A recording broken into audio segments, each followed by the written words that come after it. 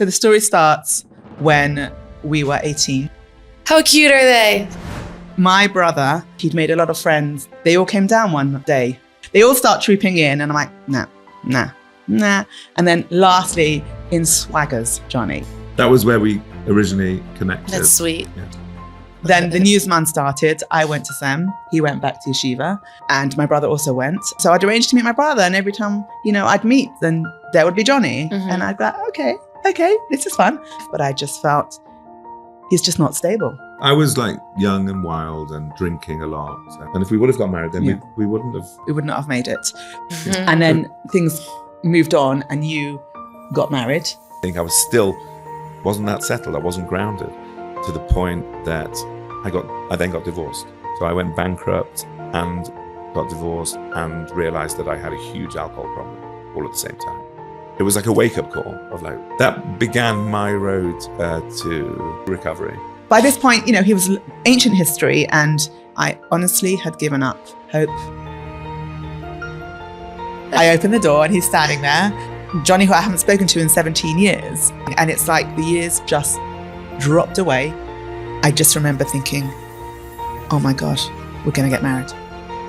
I just knew. And I was like, how is this going to work? Divorced, bankrupt. 3 kids. It was a lot for, a single girl who's never had that sort of life experience to take on. Do the two of you have children together? We have 3 divine kids. And now we have 6 kids between us. Beautiful. So you got married at 36. You had 3 beautiful children. Miracles do happen. Welcome back to another very special episode, Israel version of Stories of Hope. This episode is an iconic, true love story, one that you've never seen before. Super, super grateful to Johnny and Shoshimarks for coming forward and sharing your heart and really touching mine. You're going to love it. Before we begin, I just gave Tzedaka on my Colel Chabad Tzedaka Pushka App, and I want to welcome and invite you to do the mitzvah with me. Imagine everyone in the world who's watching this episode stops what they're doing and simply gives tzedakah. And you know what's so cool about the app? It's completely free. All the charity goes to support orphans who are struggling to pay for their weddings in Israel. And if you don't have the app, then download it now before any big event. If you're feeling nervous or worried and want some extra blessing in your life, all you need to do is click the button on the Colel Chabad Tzedaka Pushka app. And you can even give a penny, 18 cents, 30 cents. Imagine every day you gave knowing that you've just increased blessing in your life. And that's exactly what I hope this episode does for you. So get ready for another such a heartwarming episode of Stories of Hope. Hi, I'm Tzipora Grodko, and this is the Stories of Hope podcast. With my new old friends, Shoshi and Johnny, all the way from... How far back do you want to go? How do you answer that now?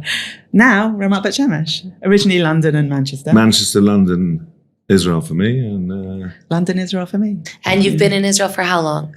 1 year, exactly. approximately 370 odd days, yeah. But we're not counting, yeah. Wow. Well, welcome home. I always feel like my interviews in Israel are extra holy because it's chaos. I'm in the middle of running a trip. I don't have time to do everything that's involved that gets people here. And then somehow it happens. So I just want to give people a little bit of an exciting teaser of what's to come. I'm going to stop talking because you have so much more to share. So let's start with you. Please tell us a little bit about your background and help us get to know who you are. Okay. So I originally grew up in London, lived there all my life, and was finally convinced when the war started that Israel's a place to be, and arrived here a year ago. I trying to refine myself. I'm a teacher of special ed. Been doing that for a long time. And yeah, just reconfiguring my life now. And it's, thank God, amazing. So far, so good. Beautiful. Okay, thank you. Johnny. I'm Johnny, and I'm Shoshi's life project. Well, you spoke about... I don't work in special ed for nothing. You're not a teacher of special ed. You're an expert at being able to... Yeah, anyway. Manage ADHD. Manage ADHD, yeah. Sorry if I bounce around the room. I'm Johnny. I'm from Manchester originally. I moved to London after particular downfall for me, which led me to chase the streets paved with gold, they said in London, and but they kind of work as ginger gold, rose gold. That's where I found Shoshi again. Yeah, There's a good teaser. Then we made Aliyah. I mean, I was driving her mad since maybe. I don't know if it was before we got married, but certainly from when we got married, like at least 4 or 5 times a year. Let's move. And finally, she said to me, let's move. So here we are. Beautiful. And what was your dating experience like when you started? And let's hear a little bit about how that led you to Johnny. So dating was not fun. It was never something I looked forward to or relished. I found the whole thing quite false. And at some point it just became boring and just something that I dreaded. And I date purely so that the people that thought of me would continue to think of me. But I sort of went out knowing this isn't going to go anywhere. Why am I bothering? Another night wasted. I don't want to be doing this. I don't want to be here in my life. And it was tough. And when you're living, as I know you know about this, when you're living with that community pressure and the expectation and the head on the shoulder, please God by you sort of thing, it was just not fun for me at all. And I turned around one day and I developed my career. I bought myself an apartment and I was 35 and I came home from another date, which I didn't want to go on, but forced myself to do that. And I remember so clearly, I stood in the corridor of my apartment and I looked up and I just said, I can't do this anymore. I am done. This is too hard. I don't want this to be my life. I'm handing over to you. You need to, if you want this to happen, if it's meant to happen, make it happen. And he literally came knocking at my door. Yeah. I think we need to go back and fill in the gaps now. Okay. And explain how it all started. Okay. Yeah. Bring us back. So the story starts 17 years earlier. I was... What, 17? 17 years earlier. 8? How old are you? No, I'm talking about from that point when I was 35. Are you crying? Yeah, I was crying when you were talking about that. So you need the empath and psychotherapist. Because the way you said it. It's true. It was awful. But it just feels really, really sad. It was very painful. And I think what's important to know as well for, people who are out there who are struggling as well, it is part of you. It does form you. It does run through you and it leaves its mark, and it's changed me forever to make me who I am today without a shadow of a doubt. But I just consider myself so lucky because I ended up with Johnny, and it didn't have to be me. I ended up with you. And there are so many other single women out there who've not yet found their life partner. And it makes me grateful every day that I was zocheh to find him. How long have the two of you been married? Go on. Okay. Test. 1 second. I've got to do the... the code for our computer is our anniversary, so I can remember. I did it specially. Well, don't tell all the thousands of people listening. No, for the computer to get in, you can do what you like. 14 years. 14 years? Thank God. Yeah. Well, I feel like you guys got married 2 weeks ago. Okay. That's nice. Thank you. I think we just appreciate it every day. How do you make 14 years feel like it was 2 weeks ago? Because, we have fun. As in we laugh there's a lot of laughing. We laugh a lot. Laughing. And I think we just appreciate that we have each other, and we're just a very, very good fit. And when you know, they say that, but it's true. It's just right. I don't take it lightly, but like if we go back to what I said before, I don't know if that was on camera or not, but Shoshi, yeah, it was. You work in special ed, and I'm not really her project, but that really, really works well. Is that like I am potentially all over the place, and yes, I've done a lot of personal work and beaten various demons in my life, but to have that connection, to have my life partner as somebody who is able to be with that as well. And it's not like giving me instructions, but just to be able to be with it and not to judge it. To understand. Then not to judge it always, anyway. On a good day, yeah. The thing is, Kanan and Hara, thank God we have kids together, and I think most of them carry that gene. So yeah, thanks. Oh well, it's lack creates incredible gratitude. And I mean, gratitude helps us appreciate what we have. And when we appreciate what we have, all we want to do is continue to take care of it because we don't want to lose it. Correct. So I think that sometimes when there's a lack and there's so much pain, it does create more value and appreciation when that lack is filled. And I'm excited to hear more of how you got there. So Johnny, take it away. I'll give some of the story. Where do we start though? Did we start 32 years ago? Yeah, we did. Okay. So, sorry, Shosh. Oh, please. Well, I have to. It's important. Go on. So the story starts when we were 18. The story starts then. Oh, 18? Yeah. How cute are they? Oh my God, please, no, put it away. He's aged far better than us. Oh, that's so sweet. What are you talking about? That's so sweet. That's so sweet. Okay. So that was here in Israel. Okay. So wait, we have to go back before that. So my brother went to a yeshiva in Israel. He was 2 years older than me. And he came back. It was summer and he'd made a lot of friends with the English boys who lived in Manchester. So in the summer, I was getting ready to go to SEM. And they all came down one day and they all... Manchester to London, it's not like Americans think that, oh, it's like next door. It's 200 miles away. Nowadays it's a 4-hour drive. In those days, whatever, it was two and a half. It was Ben Manim. We jumped in the car. We went to London to one of my mates from Yeshiva, my friend, her brother. Please. And I'm thinking, fantastic. This is what you have an older brother for. This is how I'm going to meet someone, you know. Yeah. And they all start trooping in and I'm like, nah. And then lastly, in swaggers, Johnny, you know, some people just have that innate. I'm going to say not arrogance, maybe a little bit the confidence. And I thought, okay, you know, there's potential here. And they just came, they hang out for the day or whatever you say, Dave. I can't remember what you did. In my experience, well, not to interrupt you too badly, but you will. when you opened the door and you said maybe like, who are you or something? And I went, I'm Johnny Marks or something, right? Whatever it was. That sounds about right. And you were like, and her response, which was unusual for me to receive in those days, right, was, yeah, so, right. You were very, and it was the first time for me that the women hadn't swooned at his feet. No, not She's a redhead. She's like, I got some spice. Correct. And I was like, okay, right. A little bit of a Somebody challenge. who's not just whatever. And that was where we originally connected. That's sweet. Yeah. Right. And then I slept in the car her parents made me sleep in the car in the drive. Really? Was that the drive? In Cedars Close, one of the times.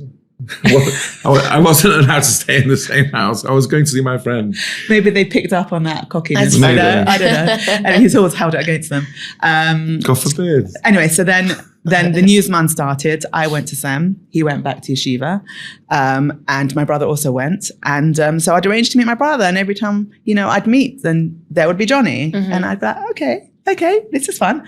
And we'd sort of see each other ever so often. And that was great. But what I found really interesting was that when he'd been in London, we'd connected, we'd had a good laugh together, we'd had good conversations. But every time I'd see him in Israel, correct me if I'm wrong here, and especially in town, he'd be this like loony party animal all over the place. And I'd be like, this is not the same Johnny that I met in London, and this is really strange. And I sort of think I took it upon myself to save him from himself.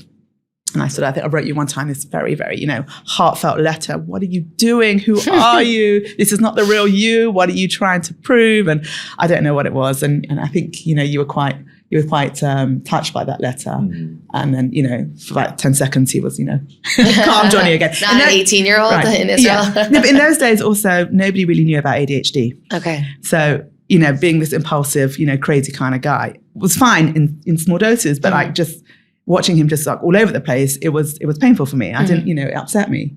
And then the year was over. I came home. You also finished, no? You came back? You did, yes, because you used to come down to London to see me. Your year was my second year. Correct. Yes. So he came down to see me in London, and we were like, okay, this is developing. What's going to happen here? What we're going to do? And you were like, okay, no, what's the story? And I always say this, I think I don't know where the strength came from, and it was the hardest decision of my life, but I just felt he's just not stable. He's not where he needs to be. This isn't going to work. as much as I was desperate for it to work, I just knew that it would be a disaster. It would have been there. Yeah. I was like young and wild and drinking a lot and partying. And and there was that sensitive side, or that side that was able to connect on that level. But there was also this craziness that was the beast. And I was young and dumb and selfish. So it's hard at that age. And if we would have got married, then we wouldn't have. We wouldn't be here now. We would not have made it. So I said, I think I'm done. And it was hard. So for me, it's either all or nothing. So for me, it was like, okay. Which is a little bit like me. Right. In the other way, in the wrong way. Right. So I was like, okay, I'm done and I'm cutting ties. It's the only way to move on. I think it was like my first love and it was, intense. And I was like, okay. Oh yeah, hard. It's all or nothing. And the reason for that, you'll realize later on why that's important. But I literally cut ties completely and that was it. And I had to just sort of get on with my life. And, for the first while, Johnny was very much there in the background, and what was difficult was that my brother by that point was dating a very old friend of his from Manchester. One of my oldest friends. She's like a sister. I've called her my sister since we were little, and her brother, who's also still my friend, was now marrying my friend. And she's still in the background. Right. Where was I at that point? I wasn't married. No, you weren't. You weren't. So they got married and my brother moved to live in Manchester with my sister-in-law. And being single and older and, not really wanting to hang out with my parents at home, I used to go to them a lot for Yom Tov. We were close in age. I was particularly close to the sister-in-law, also my age, more or less. I'd go every Yom Tov and hang out with them and it was great. And then in the background in Manchester was Johnny lurking all the time. And it was like, okay, I said all or nothing. So I'm just keeping my distance and I'm not, I'm just not even talking to him because I can't. I can't. And you used to get very upset. Obviously. And then things moved on and you got married. I continued. So there's, without going into it too deeply, but I would speak to Rochelle, who's our sister-in-law now. And I'd be like, how's Shoshi or whatever. And we would chat, but I could feel the if eyes could kill, you've got green eyes and ginger hair. Like he calls me a witch. And she's left-handed. You can definitely do spells. So yeah, I was still concerned and cared, but I could feel this like force field or shield protecting you probably from me. Sure. I still was a bit of a lunatic. Which then led me to go my path and end up getting married. I went off to live in America for a year before then, got married, came back, and all of a sudden I'm now married. And Lubavitch, which I wasn't growing up. So, and then I continued to see Shoshi in the background, and she was watching me, and I was. I'm not blaming Lubavitch, but like many men or young men who get married who continue that kind of bocha lifestyle, and then you get involved in the Kiddush club and you go down that route, and you don't think it's a problem anymore because I'm just verbringing, or I'm just which is not partying anymore. It's a great excuse to continue that drinking that some of us ended up doing too much of, but now it's in the name of Kedusha. I don't know. I don't even know if people think about it that deeply. I think it's a problem. Yeah. I see it a lot. I reach out to people nowadays when I see it, if it's a problem or if I feel, not in a judgmental way. I'm like, dude, are you okay? Right? Like, yeah, well, it's confusing because generally speaking, there's social norms that reflect a balance, for lack of better words. And I think that sometimes on Shabbos or holidays, it's encouraged to drink more, and then you can't really discern the difference between someone engaging in it. And I don't even know if drinking more is appropriate, right? What does more mean? It's something that we've become desensitized to and sort of accepted as the norm. And for some that have an addiction tendency, that's the most harmful thing they can do. And it's so disguised amongst the social norm that they don't know and others around them don't know that there's a concern. Right.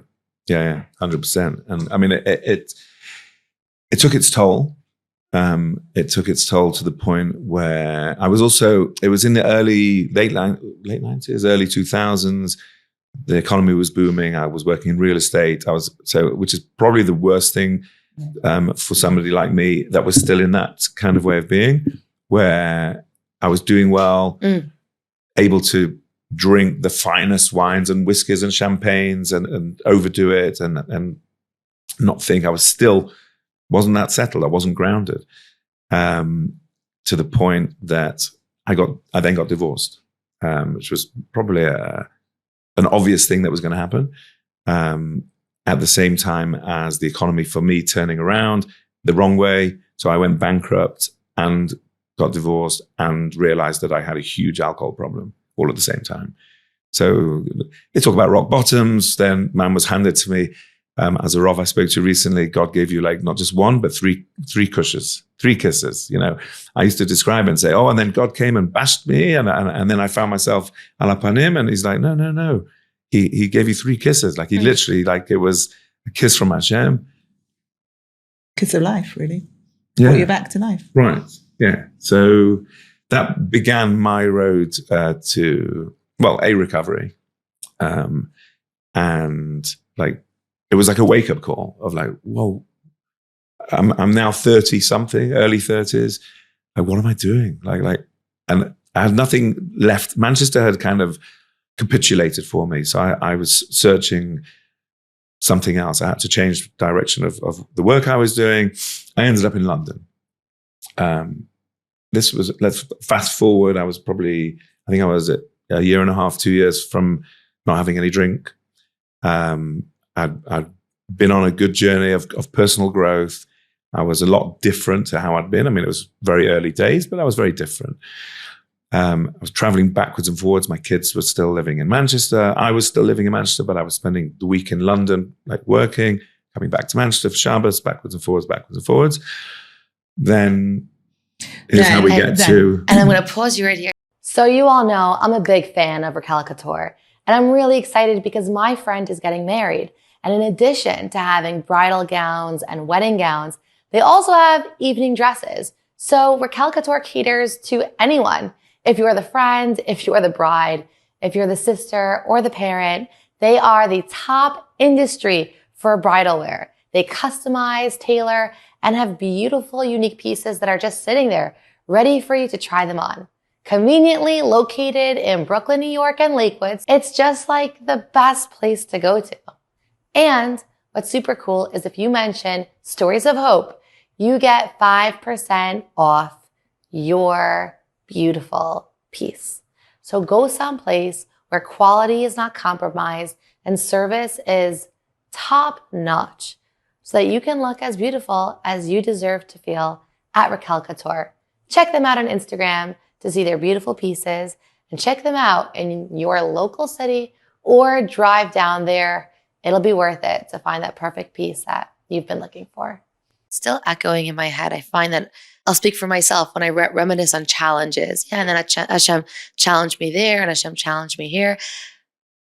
Maybe I've heard about it passively, but the way you said it just sort of hit home, like that God didn't give you 3 blunts on the head with 3 kisses. 3, you said like revival of life. Like that is so beautiful because essentially that is what it is. It's more care. And the reality is because we're so emotional and limited in our ability to understand God, we feel like it's a slap. But how comforting to look at challenges as a hug, as I'm bringing you closer. And there's more love here. I just need you to feel it so that you could take it wherever it's supposed to lead you. That's really powerful. Yeah. So I just wanted to, I couldn't let you just continue talking on as if that like Shakespeare was natural and normal. Like I had to, I don't know. I felt like it needed to be repeated. So hopefully for someone listening who feels like they're getting slapped to and fro, consider how much more comforting it would feel if we can get to a place where not just intellectually, but emotionally, we know it is a kiss. It is a kiss. So thanks for sharing that. Right. Shashi. But and just to continue from that point, it continued the journey to help him to evolve, to be where he needed to be, and to meet with me where I needed to be at the right place, to be able to find each other. So I think it's really important that we acknowledge that life experiences that we do go through form us and shape us to become the person that we need to be ready to meet our life partner. So for both of us, I think it was a tapestry and everybody hears it, and it's when you hear it when you're in the middle of the chaos, you're like, I don't want to hear that right now, because they say, no, this is the back of the tapestry and it all looks like it's all twisted and turned and doesn't really look particularly nice, but if you turn it around, there's a beautiful picture on the other side. And you're like, no. So, but this was for us, sometimes we were zoicha to see it. The picture was turned around. We get to experience and live that side of the nice side of the tapestry, which then I think also helps us when we do come across challenges in life now, to be able, which everybody does, and we continue to, but we can be like, okay, it's just one of those knots. It's just one of those things. There is another side to this. Yeah. But like I said before, like you just see the knot, you see that tiny little piece. You don't see the full picture. And it's only when it comes together that you suddenly can appreciate and acknowledge there is a whole picture. And we're only dealing with a tiny little piece at a time. So it's very hard to appreciate what's really going on. And, in the background, God is there sewing away and creating this beautiful tapestry for us. We don't see it. Yeah. And I love what you shared. I was recently speaking to a friend who's struggling with depression. And she said, how am I going to meet my person if this is where I am? And this is how you will meet your person. So in any capacity of life, whether it's work, family, relationship, self-image, if someone's thinking, well, how will I be successful with this challenge will help you become successful, will help you become the person to attract the right opportunity, the right person. And so I don't want anyone listening to feel held back, but to feel comforted and motivated to know that through growing through this experience, it will actually bring you forward, as the two of you so clearly illustrate. So I'm going to stop talking. Shoshi, carry us through. So Johnny is in recovery, divorced, building an empire. And where are you? How old are you? So I'm plodding along. I'm building a career for myself in special ed, working hard. At the top of your field. Eventually. You were crushing it. It's my cheerleader. Plodding along, going out on these, meaningless, miserable dates. And then, like I said, turning around and just saying, I'm not doing this anymore. I can't. It does. It's more damaging than positive for me. It's not good for my mental health. I can't do this. Whatever is meant to be, it's in your hands, and make it happen. I'm done. And then, literally a few days later, my sister-in-law from Manchester calls me, and she goes, "Right, we're making my niece's bas mitzvah in Manchester. We cannot find pink plates. It's all about the pink plates. Can you please get some from London and bring them for the bas mitzvah?" Which in itself makes zero sense. Correct. That the entire, Manchester's a little bit of a village, but no disrespect, but it's impossible to say that you can't find pink plastic plates there. Right? Crazy. So of course I said, no problem, with pleasure. I'll bring them when I come for the simcha. No, she says, Johnny is in town. He can come and get them, and he'll bring them back when he comes for Shabbos. So my immediate feeling was like, oh, my heart leapt slightly. I'm like, Johnny, who I haven't spoken to in 17 years. Okay, I can handle it. Actively haven't spoken to. Yeah, I can handle it. I'm a big girl now. It's been 17 years. I'm a professional. I've got this. So I said, yeah, no problem. And how old are you at this point? 35. Hadn't spoken to you since 19. So I think is that not 17, whatever it is, 16 years? Yeah. My math isn't great. It's good. But funny. I'm the English major, he's math. I'm like, okay, no problem, fine. Tell him he can come get them, from my apartment. And that was at the beginning of the week, and the week's passing, and I'm just thinking, okay, Johnny hasn't come. Okay, he's not coming, but fine. It's fine, I can handle it, whatever. Like by this point, he was ancient history and not an option because, he's Johnny and, one second, I'm going to add to why I wasn't an option, probably for you. I was about to do this. I was going to say that, the whole list. In the old days, there weren't resumes, but if I'd had a resume, it sadly wouldn't say divorced, bankrupt, Lubavitch. Where did that come from? 3 kids. 3 kids. A lot. Amazing kids. They are. They're wonderful. But it was a lot for, a single girl who's never had that sort of life experience to take on. A lot to sort of, work through and be able to accept it. It just wasn't an option. It was ancient history. It's just Johnny. That's fine. Meanwhile, the week's passing. I text my sister-in-law. I said, if you want these plates, you better tell Johnny to come get them. He's not been. So she goes, well, just text him yourself. I'm thinking, okay. And at that point, I was on the phone to my friend in Israel. She goes, she knew all the ancient history. She goes, just write this. She literally dictated, just write this. I sent it. Within seconds, ADHD over here, ping straight back. Okay, you can come and drop them off where I'm staying, or I can come and get them. I think from your perspective, you were like, oh my God, she's been giving me daggers for so many years. That's why I hadn't reached out. Like I knew I was supposed to go around or contact, but I was like a little bit scared. I'm like, what's the reaction going to be? And go on, sorry. I'm like, I'm a big girl, I can handle it. You can come pick them up. I'm not schlepping anywhere. I'm not going anywhere. And I'll pause you here just because I'm so curious. Johnny, what was your reaction when you received that text from her? Like, oh, you can come pick them up. Yeah. So I was like, really? Okay. But on the flip side of that, oh, really? I genuinely thought, this is what's going to happen. I'm going to turn up at this apartment. I'm going to knock on. The door's going to open like this.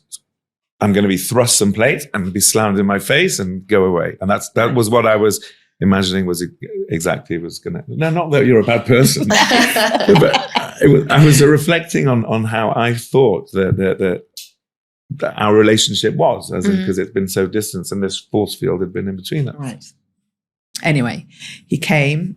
I opened the door. I thought, I've got this. I can do this. It's not a big deal. It's just Johnny. I don't know. I'm nervous here. I think it's a big deal. You guys are married, and I'm like, what happened next? I opened the door, and he's standing there, and I'm like, hey, how are you? And we just start talking, and it's like the years just dropped away. And we're just chatting and chatting and chatting and chatting and chatting some more and chatting some more. At which point my confidence came back. And I had some jalopy I had borrowed. Was it the van? The van with no floor, yeah. Yeah, it was a van with no floor. And I said, do you want to go out? Let's go into town. It was our official first date, right? And so we ended up going out for dinner. Into Rubens. And we ended up, I don't know. Then we went to Trocadero. Oh, that's right. We went. Trocadero is like one of the like a fun fair, Chelsea Pier, something like that kind of place. And then we were like playing air hockey and all that stuff. Then they've got these touristy things, you know, the scooters. What are they called? The rickshaw where they ride you around the town. We went on like a full on, like I'd be proud of any of our kids going on such a good date. And then we're just talking and talking and talking and talking and talking and talking. And suddenly I look at my watch and it's 3:00 in the morning. And I'm like, are you mad? I've got work in the morning. Goodbye. Like, go. And I get home. I shut the door. I had to drive back to Manchester. It was a Thursday, It was a Thursday night. To get back for the kids for Shabbos. After 3:00 in the morning, and then I had to drive back to Manchester, but I didn't care. I was high, in a good way. I was happy high. Happy. I got home, I shut the door, and I just remember thinking, oh my God, we're going to get married. I just had that. I just knew. And I was like, what have I just done? I just remember thinking, can of worms has just been blown open. How is this going to work? I just, all the list of things that I would have to sort of, could I? I didn't know if I could. I didn't know if I was able to work through and take on board and accept. And I'm the kind of person that I don't do things by halves. So if I'm going to become a stepmom, I'm all in. And it is really hard. It is really hard to do that. And I just, at that point, I was just like, wow. My mind was blown. And I had to get up for school and go to school that day. And literally every 2 seconds, ADHD again. Ping, ping, ping, ping. My phone's going. And I'm just like, I'm working, leave me alone. I came home from work. There was a bunch of flowers on the mats waiting for me. I'm just like, oh, wow, this is full on.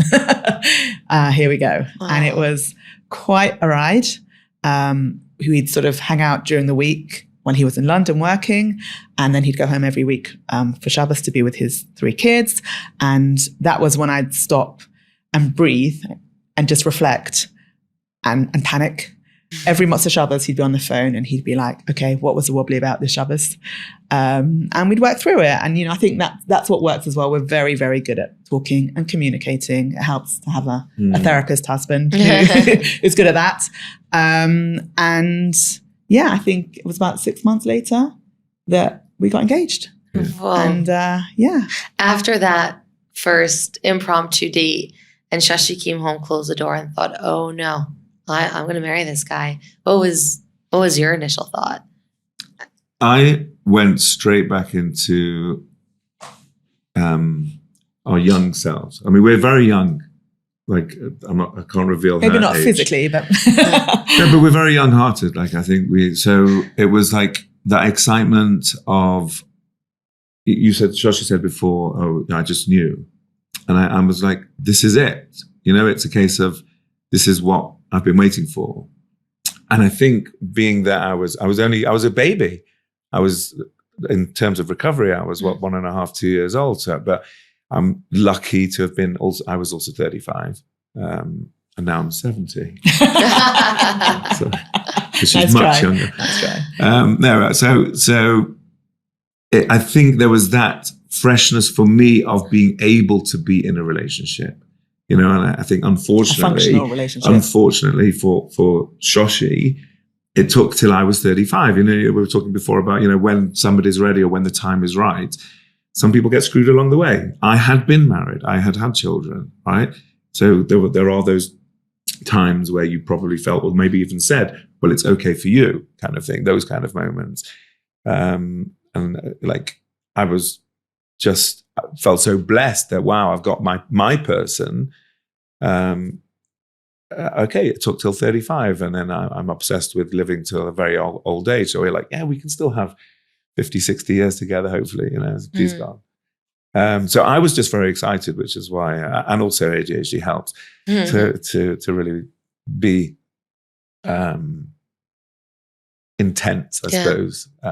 So yeah, there was that. It was like being a teenager going out with the best girl in the world, and then. And for me, it's just Johnny. It's just my Johnny. So whatever happens, nothing can be a deal breaker because it's my Johnny, and we have to figure out how to make it work. It did take a lot of work, but and we still work. We work very hard because it's important and it matters. Yeah. So after 17 years, recovery, bankruptcy, divorce, waiting and longing, you spend, sounds like 12 hours together, and you both know we're getting married. Pretty Did much. You? I'm buying flowers for nothing. Oh, Funny. I'm joking. And then you dated for 6 months after following that? Roughly, Yeah, I think 6 it months. was till January. I'm sure I can pull out the picture from the day I proposed. I'm sure. Probably, yeah. And then, I completely surprised you with my proposal. Yeah, that was really exciting. It was very nice. And it was just, when it finally comes, I think everybody's so excited and everybody shares in the simcha, and it just made it so much more special. And particularly being part of a school community, it was it really lived up to the hype, which was lovely, because and finally I could see that there was hope, and I think that's what had been one of the hardest things for me, was that I have spent actually my life looking after everybody else's children. And I used to think to myself, this is so unfair. When do I get to look after my own children? That I think was harder for me than maybe a husband. That was really difficult. That was a challenge for me. Yeah. Can you talk a little bit more about that? I always knew people used to say, what do you want to be when you grow up? So for me, it was just, I just want to be a mummy. Like, I just, I want to have kids. Little did I know how difficult it is. But it was just very difficult. I love children. I work in special ed because I really feel an affinity towards those more vulnerable children who aren't necessarily always understood. And I love finding what works for them, finding that way to just get through to them and to help them have hope and to move forward. And it was wonderful. It was a fantastic sort of, I don't know what the word is, crutch or way to get through what was lacking in my life. Yeah. But that hole was always there, and it was hard. And then I'd come home to my apartment, and that was it. It was, there was definitely an emptiness. Yeah. Despite the fulfilling work, which was, I still to this day adore and love. It's my vocation. But it still wasn't enough for me. Yeah. I think that initially in dating, when people are naive, women, at least for now, there's like, oh, all I want, I just want to be in a relationship already. And then as time passes, you become less naive, and innately, maternally, you just want to be a mom. You just want to have children. And it's just like your deepest desire. I know many people who have said, I never thought that I'd want children more than I want a spouse. Right. But it feels so unnatural to not do that. And then there's I want to say fear, but it's really like, it's sadness. It's sadness and fear of, will that happen, and what will it look like? Do the two of you have children together? We have 3 divine kids, 3 in 3 years. That was hectic. Wow. But yeah, thank God we were very blessed. So yes, now we have 6 kids between us. Beautiful. And we've got an amazing story. If you're looking for another story. Oh, of course. But before we get there, I just want to know, and how old were you again when you married Johnny? 36. 36. Oh, so you got married at 36. You had 3 beautiful children. What message would you give to someone 36 and under right now who just, their eyes are watering up as they're hearing you because they just so deeply want children and they lost hope and they're in pain? What would you tell them? I would say miracles do happen, because to me, it feels like a miracle. I honestly had given up hope. I thought, for whatever reason, I don't know why I've been singled out for this. And it's not fair. And why should it be me? And I'd sit with friends who just were wonderful and supportive, but just didn't get the degree of pain. And when it finally happens, it feels like a miracle. It's, you've been singled out. And not only have you been given a life partner, but you've been given someone who is such a perfect fit. And he's the person that you are supposed to raise children with. And it's worth every second of the wait. And if someone had come along and told me, just got to hang on in there till you're 36, it's coming and it's going to be amazing, maybe that would have helped. I don't know. Or maybe it would have made the longing more intense, but it's there and it's coming, and you just got to hang on in there, and you've got to have faith. Hashem knows what he's doing. He loves you. He's got you. And there's a reason why it hasn't yet happened. I had to go through my inner work and, my growth. Johnny had to do the same until we were ready for each other. So to all those women who say, what's wrong with me? What's wrong with me? There's nothing wrong with you. You are perfect as you are. You're just waiting for you and for your partner to be in the right place, and it's coming. It's a great vitamin. Thanks. Take it as often as needed. Amen to that. Wow. It's pretty awesome, eh? It's when it's from someone's heart who was there, it's gold. It's so healing. I think that everyone's seeking chizuk, and based on people's leadership, they can try to take it from Torah. They can try to take it from, intuition, like emotional intellect. But someone who was there, who gets it hits home differently. Right. But if I can just give chizuk to people who are in the same position, that for me, warms my heart, because like I said, it leaves its mark. I will forever be who I am as a result of those years. It makes you a certain person. It makes you much more understanding. It makes you more in tune with your own self. You do a lot of introspection because you have time to. And that's growth. And that's part of your process. You also chose to grow.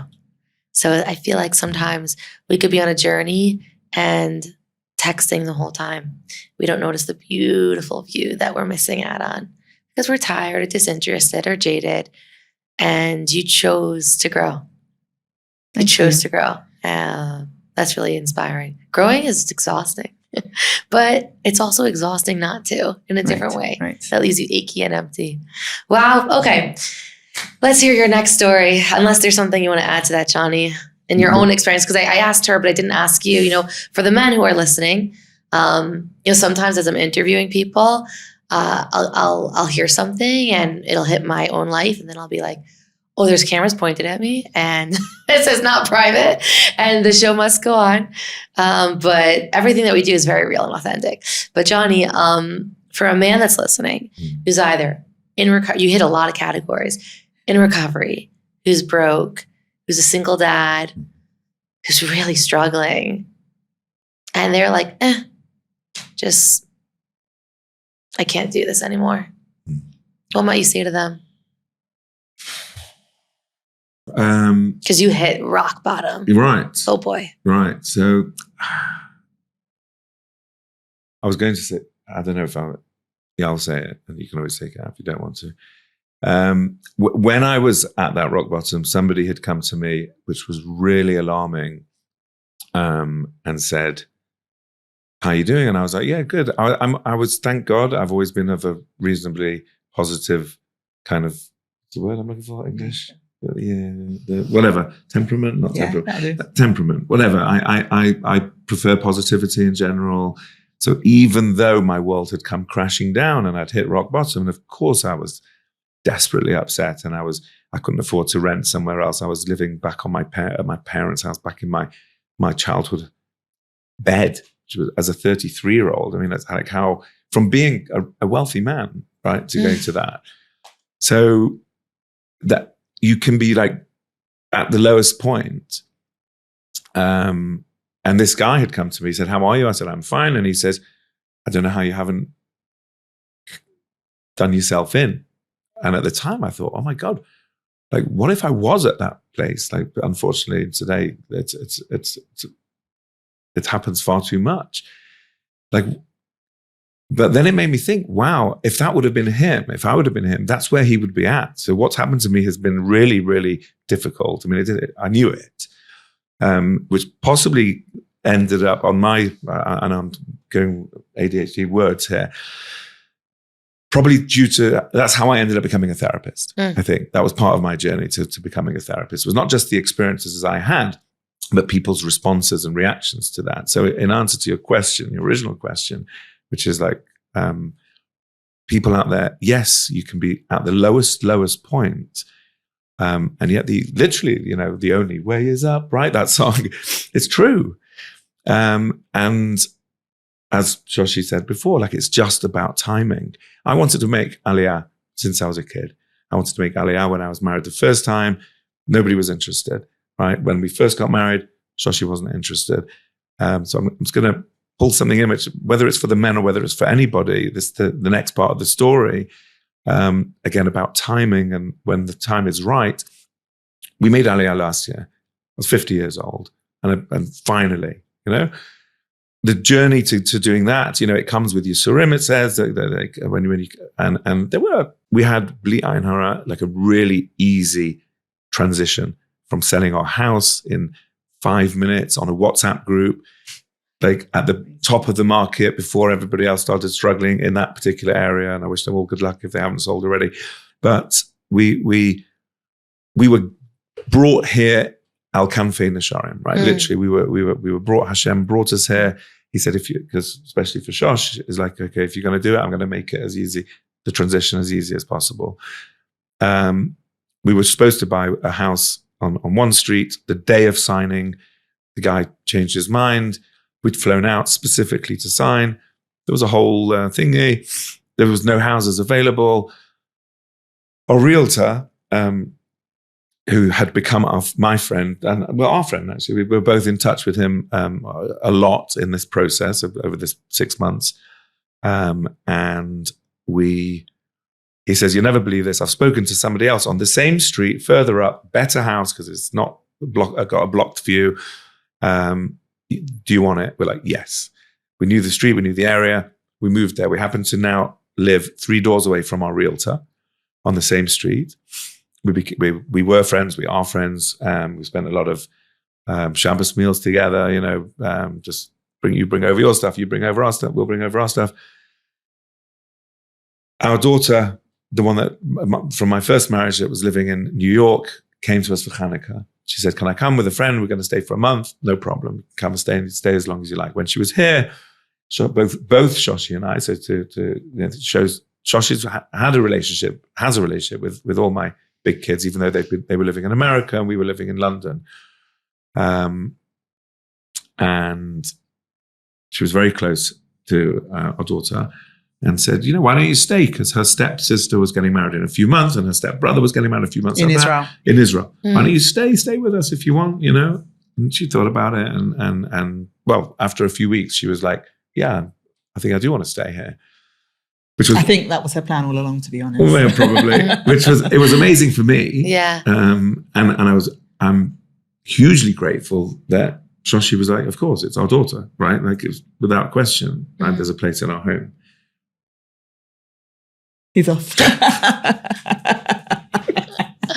It means a lot. It's okay then. So, yeah. So she decided she wanted so to stay. she's. I won't go too much into detail because there's Pesach Chron will release. Will be released. He has. So she was with us. Week 5, we had a meal with our neighbors, and they're super lovely, insanely handsome. Chayal's son was at the table as well, same age. They met, they got talking. He very politely asked her out at some point of that week. They started dating, and they're getting married this February. That is unbelievable. So we literally made aliyah for this shidduch. Unbelievable. It's crazy. It's crazy how God works. Really unbelievable. Yeah. So it is timing. So Come back to your original point. To come back to my original point, thank you. Oh. You know, so well, it wasn't even the original point. I should have been answering the question as to, but the whole point is timing. Yeah. I think it's like if you would have asked me when I'd gone bankrupt and entered into recovery, and don't worry, in 2 years you're going to be 2 years clean, and you're going to be engaged to somebody that. How cute is he? How cute. So you don't think it's possible because you might be stuck in that mindset of that other guy who would be like, "Oh, just you want to end it, or you want to run away, and you want to. It's never going to happen to me." Of course, it can. Like I crawled out. I'm not special. I didn't do anything special. I just maybe it's perspective. I mean, I looked at it in a different perspective from day one. So once I was awakened to like what I shouldn't be doing, it was easy from there. And then, yeah, of course we hit bumps. And I'll tell you a beautiful thought that I heard recently about bumps, you know, like speed bumps in the road. Mm-hmm. When you go on them, you go to a street and all of a sudden they've got all these bumps. You're like, "Oh, really? I'm in a rush to get somewhere. I need to get to that place." And the speed bumps, they slow you down. There's 2 ways to go over them. You can go into them hard and you're going to hit them and you're going to feel them. You're going to hit your head on the top of the car. Your bum's going to hurt. Or you can go over them gently, slow down, be in the moment of the speed bump, and you'll just be like, "Okay, it's not so bad." And you'll get to the destination. You're going to get there, right? So these are like our challenges that we have. They're like speed bumps. They're put there to slow us down, to be in the moment, to experience it. And sometimes it's not the greatest feeling in the world, but if you're with it, the destination is there. You're going to get there. So that's, I thought that was lovely. What a metaphor. That's so powerful. Yeah. What kind of car are you driving on this road? I kind of want in. You're welcome to join. Yeah. Oh my goodness. He's very wise, isn't he? There's so much to learn from the two of you. Do you feel like you would have there's obviously, I mean, so much love that the two of you share and clear, obvious appreciation for one another in a beautiful, romantic, emotional way. Do you think you would have had this had you met at 18 and got married and quote unquote lived happily ever after? Is it your personality types or is it the challenges or both? So I think the answer to the first question is no, we probably wouldn't. I genuinely think that, and I take that, on board, is that I probably wasn't in the right space. I wasn't ready to change. I wasn't ready to.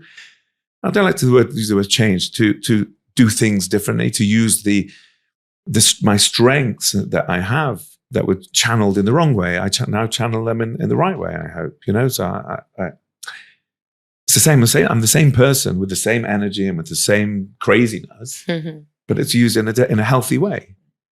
And I wasn't ready to do it then, and I'm sorry that I wasn't, because then we would have been married for longer. But I think had we married back then, we wouldn't have made it. There's no question.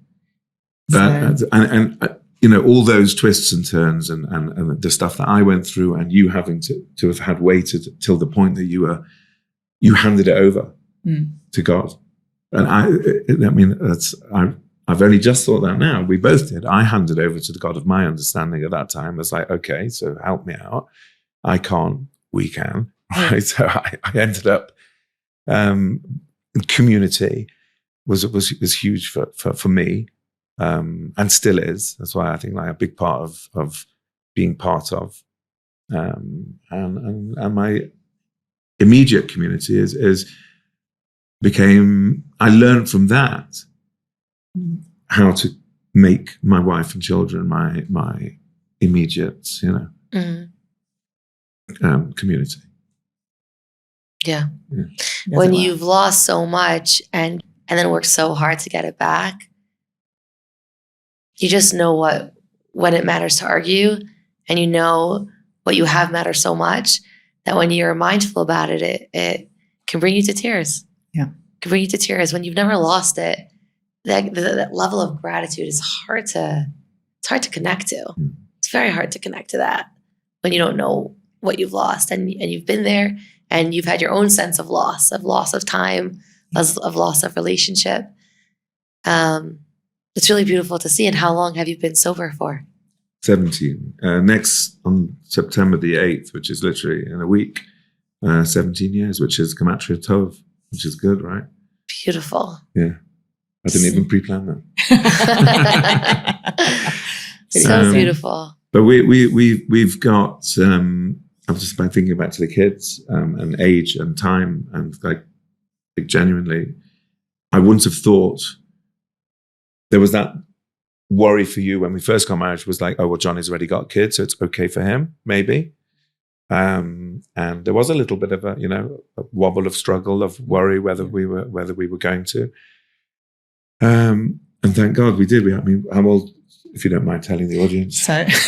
So initially it was hard to fall pregnant as well. So I thought, we finally made it, and now we've hit this. So I thought maybe that's why Johnny had to be married first, because that's our way of having children. If I'm not going to be able to fall pregnant, and yeah, it took I had our first child, Akiva, at 38. And then Amalia at 40 and Gabrielle at 41. So It can be done. It was hectic, don't get me wrong. I think I'm still recovering from the exhaustion of it. I don't think you ever do recover from the exhaustion of children. But yeah, like you said, it's just the appreciation of the gratitude that, Brianna, Hara, we got the whole package. We got there, both of us. And you wake up every day and you're grateful for what you have, because when you don't think it's coming and then you get the whole thing, it's just beyond. It's just beyond your dreams. You're living your dream every day, which is amazing. And how long have you been married for again? 14 years. 14 years, not 2 weeks. Wow. I think that God knows the secret to happiness. I mean, our name is Yehudi, and the root of that is Hoda'ah. And that's kind of what I'm getting a lot from this episode of what would happen in my relationships, in my life, if I was able to look at it through a lens of Hoda'ah. If you're so focused on the details of what you have, you're so grateful. In a person, I wonder what that would do to our relationships and the quality of our life. Right. So thank you for leaving many powerful lessons, a lot of hope, and really modeling for us what could be, even when we feel like there's no light at the end of the tunnel. It's exciting to have hope of what could be. This has been really special. Thank you. Thank you so much. Thank you. How special was that It's truly an iconic love story, and I'm so grateful to Johnny and Shoshi for being so open and honest and carving time out of their day to come and share this story with all of you.